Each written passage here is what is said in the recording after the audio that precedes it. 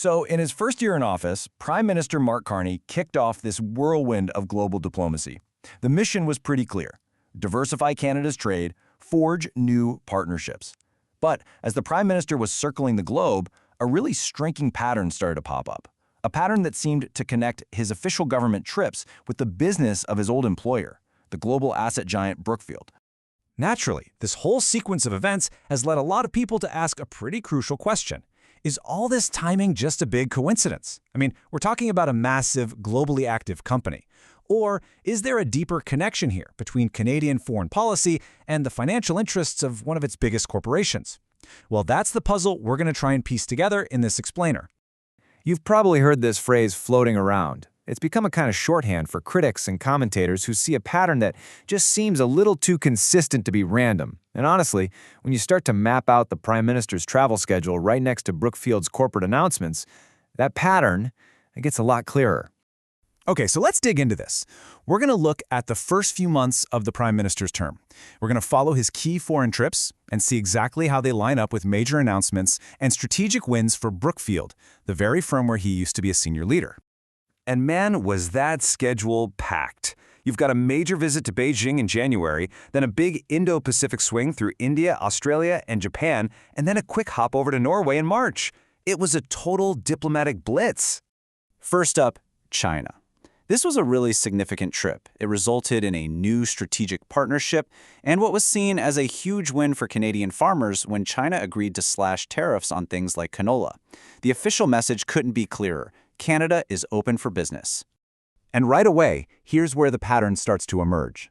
At almost the exact same time as this diplomatic breakthrough, reports came out that Brookfield had secured new refinancing from Chinese state-linked banks for its multi-billion-dollar assets in the country. You can see how a better business climate had some pretty immediate benefits. All right, next stop, India. Here, the Prime Minister announced a massive $2.6 billion deal for Canada's Cameco to supply uranium for India's growing nuclear power program. This was framed as a huge win for Canadian resources. But here's the connection that people point to. Brookfield wasn't at the signing ceremony, but it's been called the silent strategic winner. So why? Well, it's because Brookfield owns a 51% majority stake in Westinghouse Electric, the very company that designs and builds the exact type of nuclear reactors that India will be fueling up with all that new Canadian uranium. From there, it was on to Australia and Japan. Now, the agreements here were a little different, maybe more structural. The Prime Minister unveiled new frameworks designed to make it way easier for huge pension funds in Canada and Australia to invest in each other's countries, plus some pacts on securing critical mineral supply chains. Now, you might be thinking, okay, but where's the specific Brookfield deal? And that's a fair question.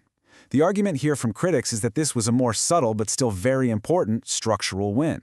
These new rules, they directly expand the playing field for exactly the kind of large-scale infrastructure and renewable energy projects that Brookfield absolutely specializes in, and where it already funnels enormous amounts of Canadian pension fund money. And that brings us to our final stop on this whirlwind tour, Norway. Fresh off the plane from Tokyo, the Prime Minister lands in Oslo for talks on energy cooperation.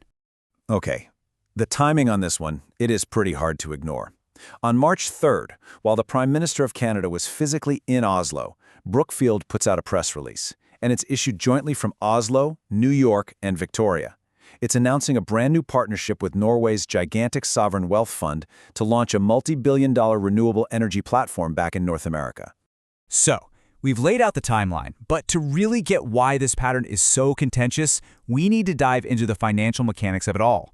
Specifically, the nature of the Prime Minister's remaining financial ties to his time at Brookfield. The key term you got to understand here is carried interest. Now, this isn't like owning some public stock.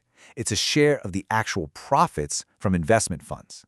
Think of it as a direct stake in their long-term success. For Prime Minister Carney, this could potentially mean tens of millions of dollars, all based on the performance of funds he used to manage at Brookfield.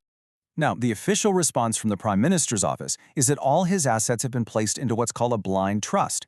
This is the standard, legally required tool that's designed to prevent conflicts of interest. The idea is you put an independent trustee in charge of your assets so you can't influence them. But here's the catch, at least according to critics. They argue that a blind trust just doesn't really work for something like carried interest. See, unlike public stocks that can be bought and sold easily, you can't just sell carried interest on the open market. And since the Prime Minister helped create these funds, he knows exactly what they are. So the argument is, the trust isn't truly blind, and his own financial outcome is still tied to the success of his former company. Now, let's be fair and look at the other side of this. The Prime Minister's office has a pretty robust defense. They maintain that not only are all the rules being followed to the letter, but that they've actually gone above and beyond the basic requirements to prevent any kind of conflict. So on top of that blind trust, there's a formal ethics screen run by top civil servants. It's specifically designed to wall off the Prime Minister from any decisions that involve Brookfield. And he has also made a public pledge to recuse himself, to step away from any potential conflicts.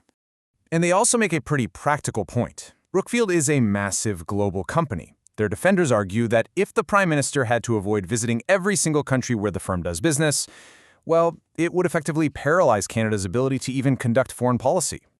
So, where does all this leave us? On one hand, you have a series of really striking overlaps in timing. On the other, you have a set of robust official safeguards that are all in place.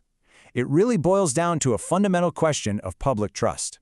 And let's be really clear about something. This isn't about anyone breaking the law. By all accounts, the existing rules are being followed.